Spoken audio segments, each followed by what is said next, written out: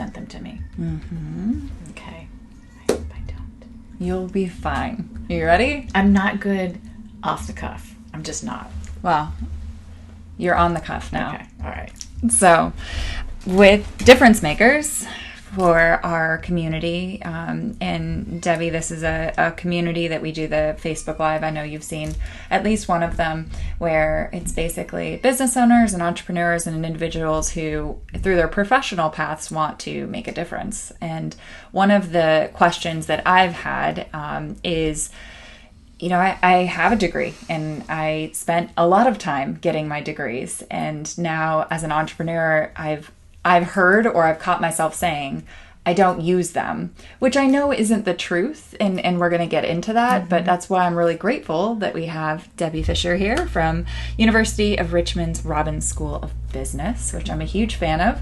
It's the building, if you're an RVA local, it's the Harry Potter building, as I commonly refer to it as. Harry Potter building. It looks like Hogwarts. Oh, it's got that, yeah. It does. It looks like Hogwarts. So you get to go to work at Hogwarts every single day. I get to go to work at a wonderful, amazing place every single day. I'm so lucky. But I wanted to ask you and some of the questions that I've asked myself, as far as, because I do want to go back and get my doctoral degree.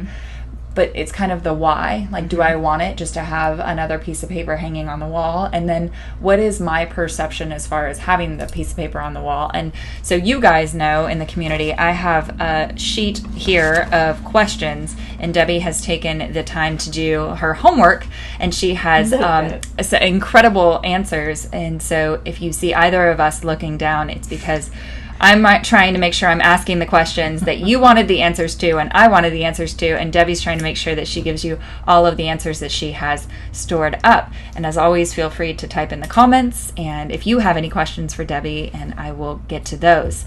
So first, tell me a little bit about the MBA program at U of R, because I know there's a ton of different MBA programs across the nation. So tell me about U of R. Sure. So U of R, our program is the Richard S. Reynolds Graduate School of Business Administration. Focus right now is on MBAs. We're looking on MBA program. We're looking at other options. The world of MBA is changing a bit. Our students are working professionals.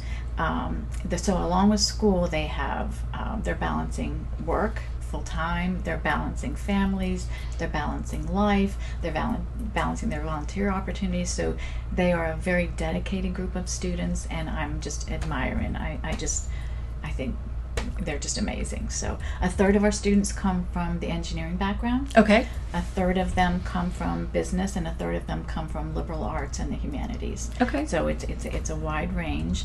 We have scientists, we have physicians, we have CEOs, we have business owners and aspiring entrepreneurs associated with our program, and they all come in for different reasons. Our program at Richmond is focused on 3 pillars. So we have opening residency, which is when all the students come in, and some of them don't have a business background, but they come into the program. We have written a business case just for opening residency. It goes over 2 weekends. The first weekend is at the Jefferson Hotel. The second weekend is on campus. This year our case was with Hamilton Beach. It was an awesome case, and the executives there were amazing. But opening residency, it's a group of students who may not have a business background coming together in teams and working on a case and having to come back and present to the executives of the company their recommendations for whatever the strategic challenge was. So that's a consulting project they're doing as a team. Okay. The second pillar is international residency. So for international residency, again, they're doing a strategic consulting project, but it's for a company in another country. Okay. And so we have 2 residencies that happen in the spring and summer. I think last year we went to Croatia, and one was in Verona, Italy, I think, were the 2 places last year. And then the final pillar is the capstone. So for opening residency, they're doing a team-based consulting project. For international residency, a team-based consulting project for another country. And capstone is when they're doing a strategic consulting project on their own, because Okay. they're taking their day-to-day knowledge in their work and their newfound MBA knowledge and applying it in a strategic fashion, and we get really good comments back from the companies that we work for. And for those of you that aren't familiar what a capstone is, I'm going to do my best to explain it. I'm sure Debbie can do better, but I actually did a capstone project for my master's degree. And so when you get your master's degree, you do a thesis, traditionally, or like my program allowed you to do a capstone project. So this was basically a project where I saved the world, and then I, in addition to everything saving the world, wrote a paper about how I saved the world and what I learned from it. So for your capstone, that's similar? So I ask, small, large companies, entrepreneurial companies, startups. I'd like to have some revenue generation, but I go out to them and say, what are the strategic challenges you're working on? And then how can I match them with a student that has a passion for that issue?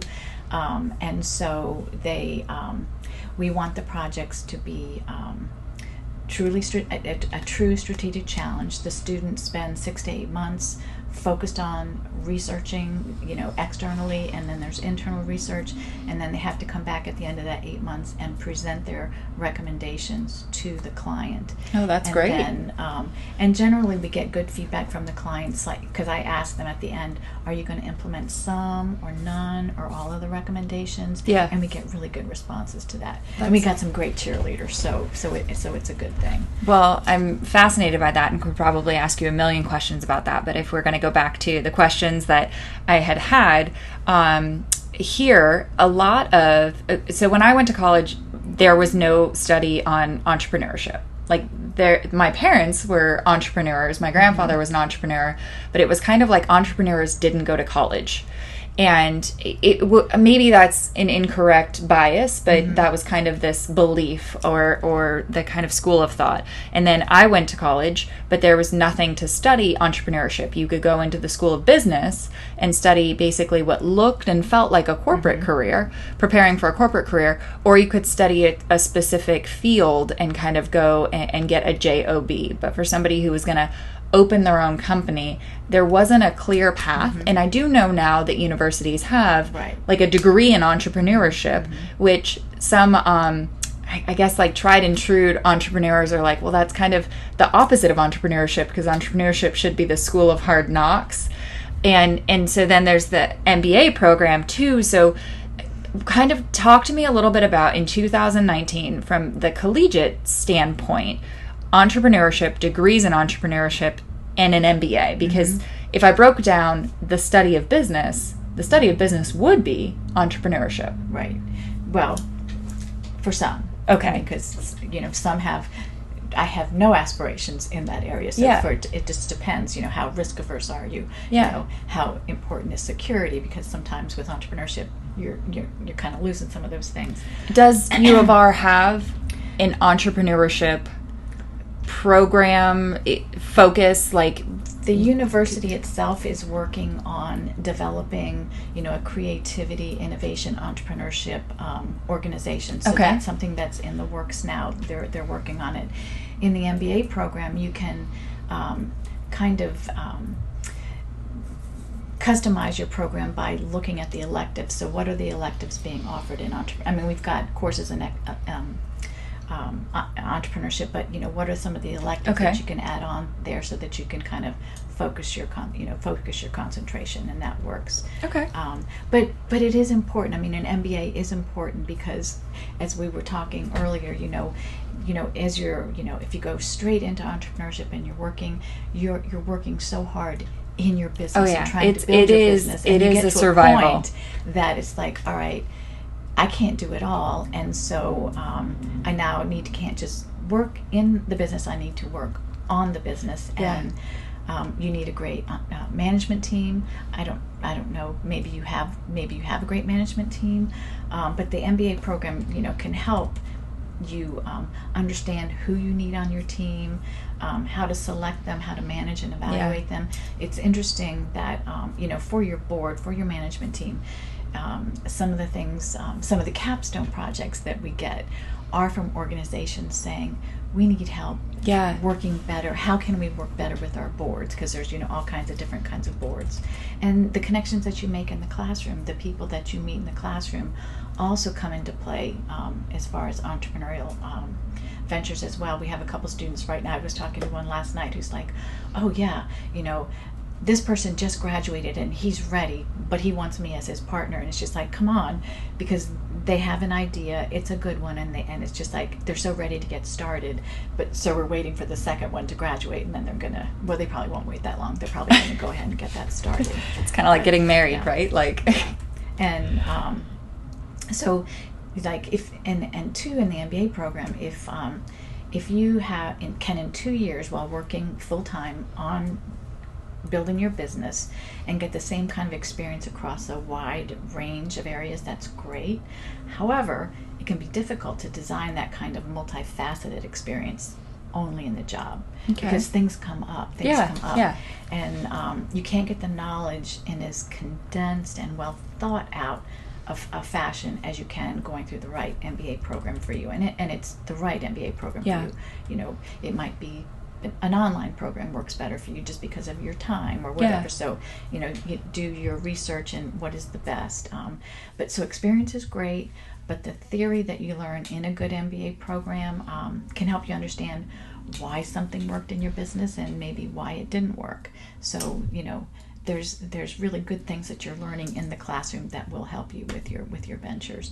And we've got some entrepreneurs that they're hiring younger people coming in, younger people with their MBAs, and it's like, I want to know what they know. I want to know what they know. And so, let's go in and talk and see, will the MBA program work for me as well? And so we've got people, we do have business owners coming in. We do have CEOs for the same reason coming in. It's like, we've made all these hires, and they've got all. I want what they have, and so come back into the program. So it's pretty good. So, well, that was a lot of the answers that I think I had as far as MBA versus an entrepreneurship program versus just entrepreneurship. There's one thing that has been absolutely fundamental and instrumental for a Better Place Consulting that came out of my degree that has nothing to do with my degree. And that was the pure aspect of my classmates, my instructors, my faculty, my advisors. It has nothing to do with what I learned in the classroom. And I attended a limited residency program. So Debbie's been fantastic as far as making sure that she's emphasizing the right program for you. She's not saying that U of R is the best fit for everybody. Right. I attended a limited residency program. So every quarter I went out there and spent a long week there, and then went back and studied because I didn't live close there. But when I got there, we already had plans to hang out. We had plans to connect. And because everybody was from all over the country, when I graduated for my master's degree, we kept in touch. Yes. And then for my undergraduate at University of Arizona, our alumni program were some of the very first clients that I worked with when we started doing work-life alignment for teams. Right. And so I had like these built-in clients just from the fact that we went to the same school. Some of them I didn't even go to school with. They just went to University of Arizona, some of them 25 years before I went. So let's talk for a second. Just share with me some of the intangible assets. I don't know if that makes total sense, because I think that your knowledge is intangible, but some of the unexpected benefits and assets held within attending and getting an MBA. Okay. And we do have a lot of the amenities that a full-time 2-year program has. Because when I came in, I was able to build out professional development programming, and so I think this year we've got like 20 plus extracurricular programming that we're offering outside of the classroom. But from day one, we focus our programs and let our students know that their very first homework assignment that we give to them is that we want them to collect remarkable people throughout the program. So So what's not publicized is that the exposure that our students get to interest in people, whether it's companies, industries, guest lecturers, when they take a new course and they're inspired by a faculty member, or guest speaker, or student colleagues, they realize, oh my gosh, what that person does is so interesting. I never even thought about doing that. Yeah. But I could see myself, transitioning into that kind of career. So the exposure that they're getting to really interesting people, outside business people, our professors who are amazing. It's like, wow, I'm a this person. This is my job, but I never thought about a career in finance, and this is really exciting to me, and I'm going to learn as much as I can. So there are just the exposure that you get, and if you're doing your homework and collecting remarkable people throughout, which is a quote that I got from one of our greatest capstone. He's a great mentor for us. He's done a lot of capstones with us, but he did our commencement speech one year, and he just said his success, he laid it all out to the fact that he was able to, throughout his career, collect remarkable people, and that is what made his company a success. From growing it to selling it, but it was all focused on the people he surrounded himself with, knowing I'm not the expert at everything. Let me talk to the people who are. So, well, I think you might have led into my final question. So, and I asked this last week. We had Amy from VCU, their Office of Continuing and Professional Education, and so I asked her the same question. What is your best business lesson? My best business lesson. Thought we were going to talk about exec ed, and the mini MBA and CEO essentials. But so for my best business lesson, I've got a lot, and a big one for me is, being interested in people, and not focusing on yourself. So if you're going into situations where you're meeting new people, be interested in them. Ask them about their lives, because people like to talk about their lives, and then how can you help them? Don't ask them for help right off the bat. How can you help them? But there's wisdom and experience, and I've been working in this industry for 30 plus years, and intuition is informed by experience and training, and the more you have of it, the more you can rely on it. And so I would say in my daily interactions at work, or visiting a company, or in attending an educational event, I rely on my intuition every day, and that comes from just your experience and the wisdom that you're getting in the experience. So I would say that was my best. Listen to your gut. That is awesome. And I do want to give you a chance, as far as for everybody watching this video, the Robbins School of Business and U of R, it's so much more than just the MBA program. You had mentioned the CEO Essentials, which I know from the Council on CEOs. Right. I have some knowledge about that program. So that's an opportunity if you're not an entrepreneur, and if you're currently a CEO and running a company, or a C-suite executive, you could reach out to Debbie and get some more information about how to get some of these lessons that we've talked about today, or how to get some more information, because I know that this was just a very short video on many of the things that our community here in RVA, and even if you're not in RVA and you're watching this from halfway around the world, you can email Debbie, because that's one of the things that she had mentioned, is that there's connections all over the world, all over the country, because of the relationships and the remarkable people that you have collected. Yes, I like that. I like that too. So I'm going to throw the logo up here while you tell everybody how they can contact you, and how they can reach out to you and the school. So for executive education, our director of business development for exec ed is right next door to me. She's Joanne Even. Yes. I think we met together. Yes. And she's awesome. And they have... we've got CEOs go through our program, but they also go through, what if they don't have the time? We've got a mini MBA. I think it runs over 7 weeks, and it's like 4 hours on a Monday night.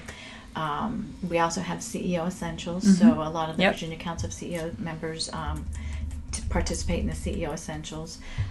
Joanne Even, so you can reach out to me and I can get you in touch with Joanne Even or Deborah Lupp, who's the program manager for Exec Ed. But I think Joanne is jeven@richmond.edu. And if I've got that wrong, I'll fix it if you send it to me. We can put it in the comments. And then Debbie is D Fisher, Fisher 2, the number 2 at richmond.edu. richmond.edu. And another cool thing that, and I can't remember if I said this at the very beginning, but we are changing in the next year, changing our program a bit to where we're going to be bringing in a smaller number of students. We did that the first, for our opening residency this year. I think we brought in 21 students, and our goal going forward is to we're going to move into a cohort system, so we're going to only bring in 20 to 25 students a year. So we want the best of the best, that our program is the best program for. It worked really well with this opening residency because we were able to give more individualized attention, the camaraderie and the community building in a cohort system. It's just easier to bring, to build community. So we are really excited about this. We have a new dean. He just came from SMU.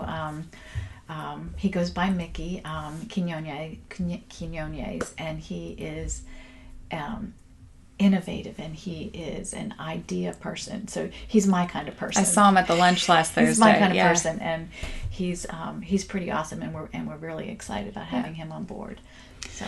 And I'm going to do one more encouragement for you guys, is if whether or not you're considering going back to school, whether or not you're considering taking a course, I do recommend reaching out to Debbie. I do recommend building a relationship with either the University of Richmond or your local university, because regardless of if you have a degree or not, I know you need a doctoral degree in order to be a professor, you have knowledge and experience that you can share and that individuals need, and specifically in the School of Business, specifically if there's an entrepreneurial program. So shoot Debbie an email and just, maybe offer to come and speak to a class, offer to come and host some kind of workshop at night for the students, because you guys are making a difference and you're saving the world. And if you can share a little bit of that with the next generation of business owners, we are going to be in really good shape. Yes. So thank you for saving the world. Thank you. I try, but we're always looking for mentors. We're always looking for capstone projects. So if you are a business owner out there with a strategic challenge, let me know, because I'm looking for projects right now. I've got about 15 students I'm matching with projects that will start this fall. So send me your ideas. I'm open for a lot. I'm open for anything. And she's well connected too. So she's definitely one of the remarkable people you want to collect. And thank you guys for making the world a better place. I will talk to you soon. Thank you, Bonnie. Bye. And thanks, everybody. Yes, thank you for being here.